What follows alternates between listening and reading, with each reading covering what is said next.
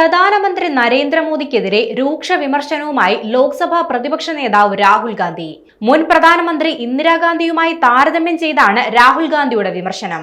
നരേന്ദ്രമോദി ഭീരുവാണെന്നും അദ്ദേഹത്തെക്കാൾ ധൈര്യം വനിതയായ ഇന്ദിരാഗാന്ധിക്ക് ഉണ്ടായിരുന്നുവെന്നുമാണ് രാഹുൽ പറയുന്നത്. ഇന്ദിരാഗാന്ധി ഒരിക്കലും അമേരിക്കയ്ക്ക് മുന്നിൽ മുട്ടുമടക്കിയിട്ടില്ലെന്നും മോദി ട്രംപിനെ ഭയന്ന US സന്ദർശനം പോലും ഒഴിവാക്കിയെന്നും രാഹുൽ ഗാന്ധി പറയുന്നുണ്ട്. ബീഹാറിലെ നളന്ദയിൽ നടന്ന തിരഞ്ഞെടുപ്പ് പ്രചാരണ റാലിയെ അഭിസംബോധന ചെയ്ത് സംസാരിക്കുകയായിരുന്നു രാഹുൽ ഗാന്ധി. മനുഷ്യനായാൽ ധൈര്യം വേണം. എന്തെങ്കിലും ഒരു കാര്യം ചെയ്യണമെങ്കിൽ അതിന് ധൈര്യമുണ്ടാകണം. അമേരിക്കൻ പ്രസിഡന്റ് നിരവധി തവണ ഇന്ത്യൻ പ്രധാനമന്ത്രിയെ അപമാനിച്ചു.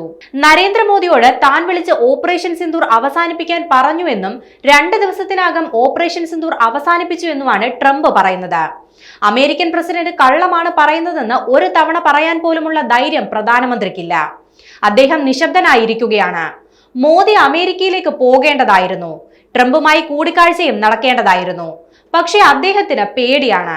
അമേരിക്കയിലേക്ക് പോകാൻ പോലും അദ്ദേഹം തയ്യാറാകുന്നില്ല. എന്നിട്ടിവിടെ വോട്ട് മോഷണം നടത്തുകയാണെന്നും രാഹുൽ ഗാന്ധി കുറ്റപ്പെടുത്തി. 1971 ബംഗ്ലാദേശുമായുള്ള യുദ്ധം നടക്കുന്ന സമയത്ത് അമേരിക്ക ഇന്ത്യയെ ഭീഷണിപ്പെടുത്താനായി അവരുടെ നാവികസേനയെ അയച്ചിരുന്നു.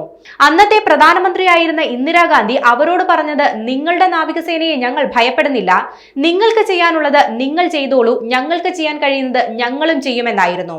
ഈ പുരുഷനേക്കാൾ ധൈര്യം ആ വനിതയ്ക്കുണ്ടായിരുന്നു. നരേന്ദ്രമോദി ഭീരുവാണെന്നും രാഹുൽ ഗാന്ധി ആവർത്തിച്ചു.